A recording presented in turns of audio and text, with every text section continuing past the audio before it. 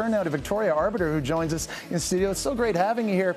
Why do you think this was the right moment for this couple to announce their engagement? I think there are several right moments here, actually, Jesse. First of all, this is a week to the day that the Queen and Prince Philip celebrated their 70th wedding anniversary, so that's quite impressive footsteps to be following in. But also, when you look at Meghan, she's an incredibly successful, independent woman in her own right. No one like her is going to give up her job, her house in Toronto, and move her dogs to Kensington Palace just to live with some guy, whether he's a prince or not.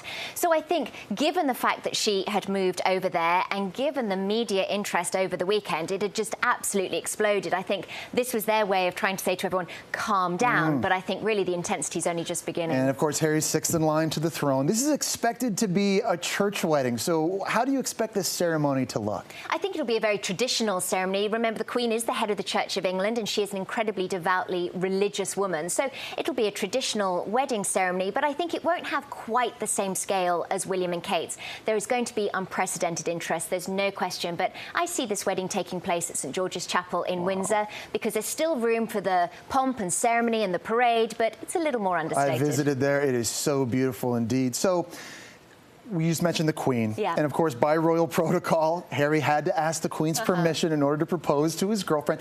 Just pretending for a moment, what do you think would have happened had the Queen said no?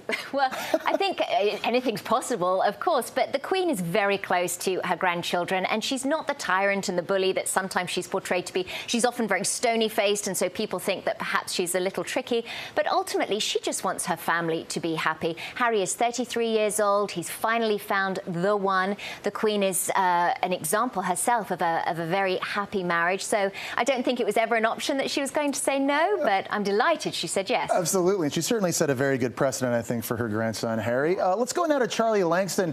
Charlie, I want to ask you about fashion. Which designers are going to be in the running here to get this wedding up and going and to get Meghan looking beautiful? You know, I think designers around the world are going to be falling over themselves to be the person responsible for this dress.